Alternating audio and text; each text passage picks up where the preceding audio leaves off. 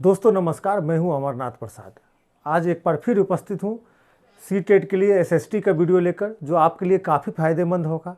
चलिए शुरू करते हैं, लेकिन उससे पहले दोस्तों, अच्छा कंटेंट चाहते हैं तो हमारे चैनल को सब्सक्राइब कर ले, वीडियो को लाइक ज़रूर करें और शेयर करें अपने दोस्तों के साथ, ताकि उनको भी फ़ायदा मिल सके। चलिए शुरू करते हैं। पहला सवाल है, भारत में उच्चतम न्यायालय मतलब सुप्रीम कोर्ट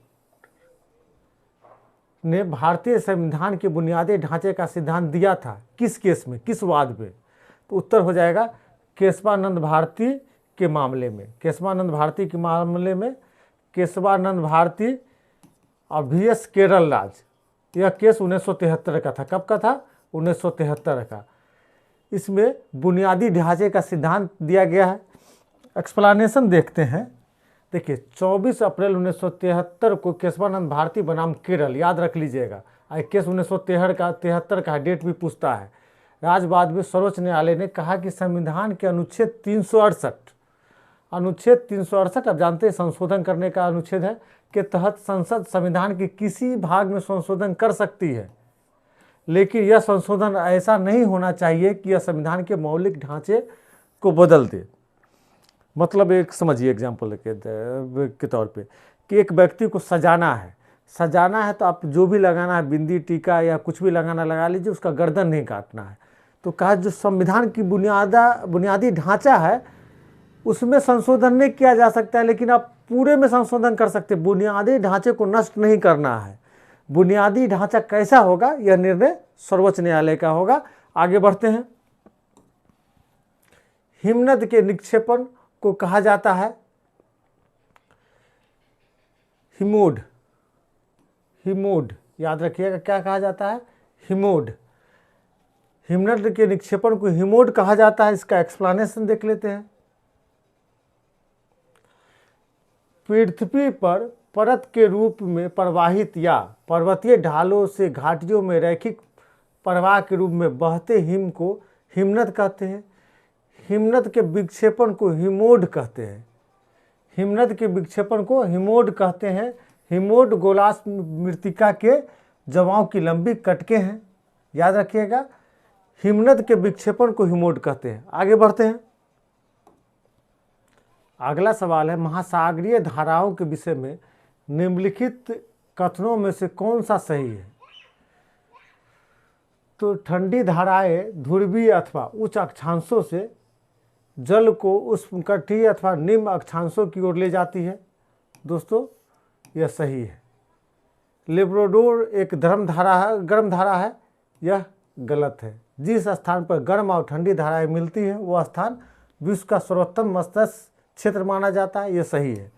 तो A और C सही है, हो जाएगा 3। याद रखिएगा। आगे बढ़ते हैं। एक निश्चित दिशा में महासागरीय जल के प्रवाहित होने की गति को महासागरीय धारा कहते हैं। तापमान के आधार पर महासागरीय धारा 2 प्रकार की होती है, गर्म धाराएं, ठंडी धाराएं।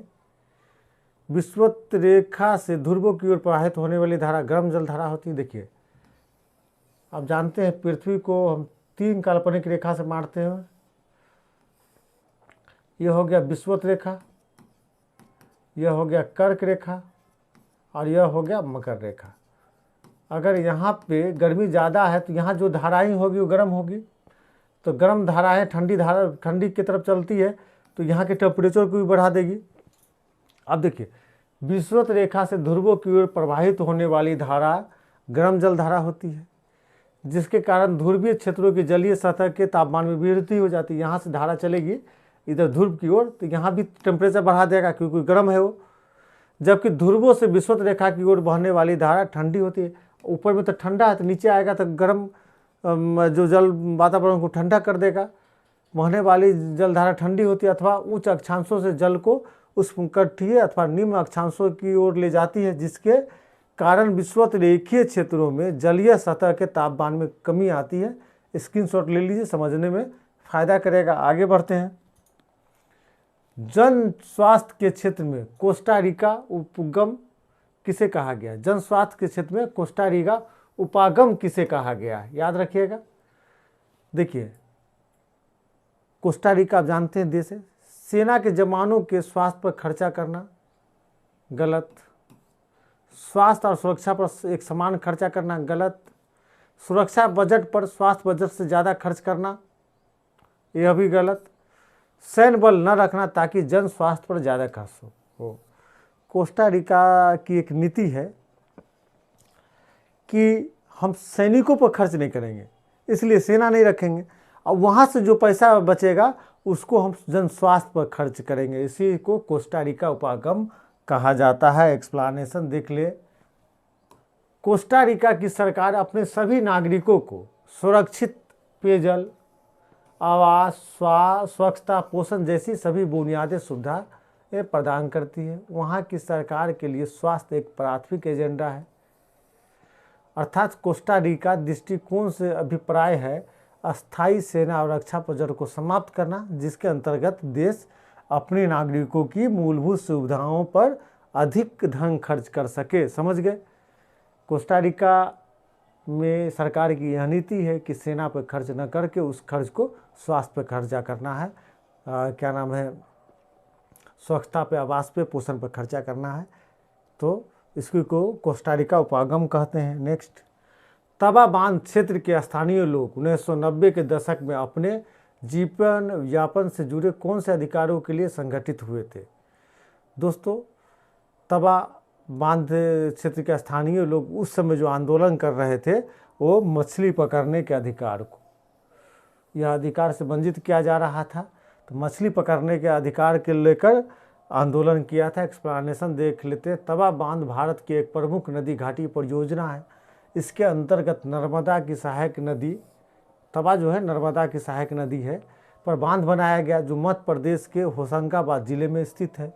तवा बांध क्षेत्र के लोग, स्थानीय लोग 1990 के दशक में अपने मछली पकड़ने के अधिकार को लेकर संगठित हुए थे। नेक्स्ट, अगला सवाल है, गोंड जनजाति आज के समय में कौन से राज्यों में बहुसंख्यक में फैली हुई है?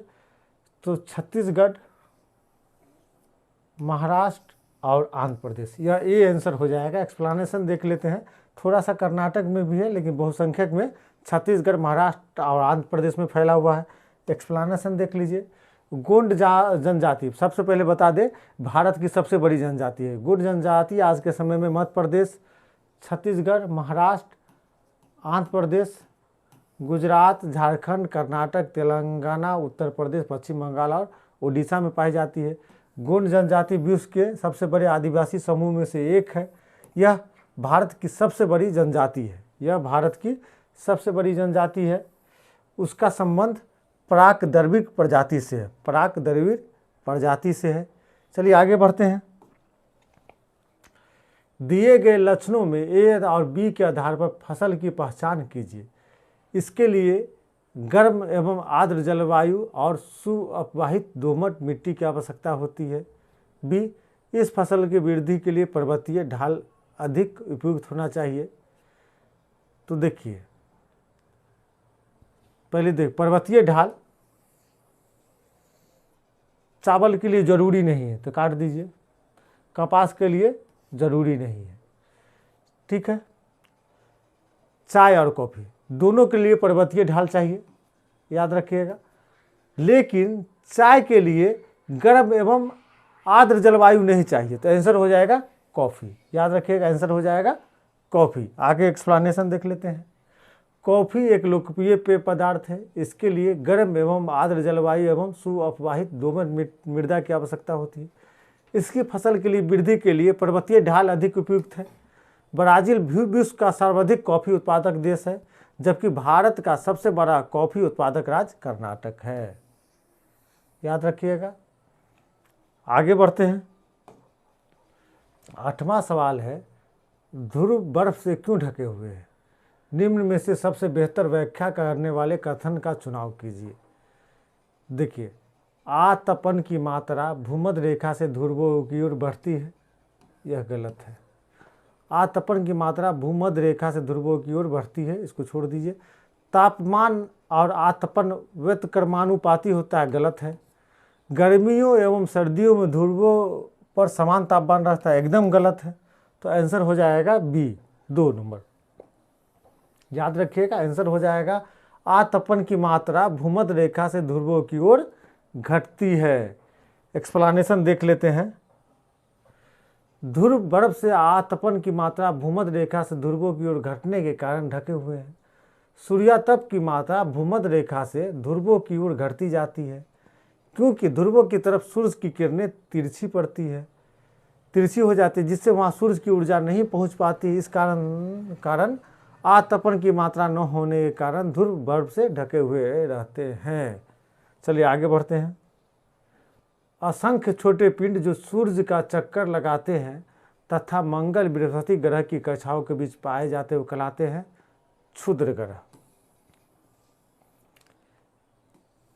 मंगल और बृहस्पतियों के बीच जो पट्टी है, इसके बीच में क्षुद्र ग्रह पाए जाते हैं। याद रखिएगा, क्षुद्र ग्रह पाए जाते हैं। आगे बढ़ते हैं। असंख्य छोटे पिंड जो सूर्य का चक्कर लगाते हैं तथा मंगल और बृहस्पति ग्रह के कक्षाओं के बीच पाए जाते हुए क्षुद्र ग्रह कहलाते हैं। क्षुद्र ग्रह मंगल एवं बृहस्पति ग्रह के मध्य पाए जाने वाले छोटे छोटे आकाशीय पिंड है, जो एक पट्टी बेल्ट के रूप में विद्यमान है। इन्हें लघु गणिकाएं भी कहा जाता है। इसका आकार सैकड़ों किलोमीटर से लेकर सूक्ष्म रूप में होता है। यह विभिन्न आकारों का होता है और मंगल बृहस्पति ग्रह के बीच में पाया जाता है। क्षुद्र ग्रह कहलाता है। आगे बढ़ते हैं। निम्नलिखित व्यक्तियों में से किन्होंने 19वीं सदी में विधवा विवाह के समर्थन में सार्थक भूमिका निभाई थी? देखिए, इसमें जितने लोग हैं लगभग सब उस समय सामाजिक सुधार आंदोलन किए थे, लेकिन सबका सेक्टर विविध था। ईश्वर चंद्र विद्यासागर और वीरेशलिंगम पुतलू, जो विधवा विवाह के लिए फोकस किया था, विधवा विवाह के लिए आंदोलन चलाया था ईश्वर चंद्र विद्यासागर और वीरेशलिंगम पुतलू ने। तो इसका आंसर 2 हो जाएगा। एक्सप्लेनेशन देख लेते हैं। ईश्वर चंद्र विद्यासागर और वीरेशलिंगम पुतलू ने 19वीं सदी में विधवा विवाह के समर्थन में सार्थक भूमिका निभाई थी। ईश्वर चंद्र विद्यासागर के प्रयास के फलस्वरूप ब्रिटिश सरकार ने 1856 ईस्वी में हिंदू विधवा पुनर्विवाह अधिनियम पारित किया, जिसमें विधवा पुनर्विवाह को कानूनी मान्यता दी गई। D.K. कर्वे एवं वीरेशलिंगम पुतलू ने भी विधवा पुनर्विवाह के लिए कार्य किया था। आगे बढ़ते हैं। दोस्तों, इसी के साथ यह वीडियो संपन्न होता है। अपना ख्याल रखिए। बहुत बहुत धन्यवाद।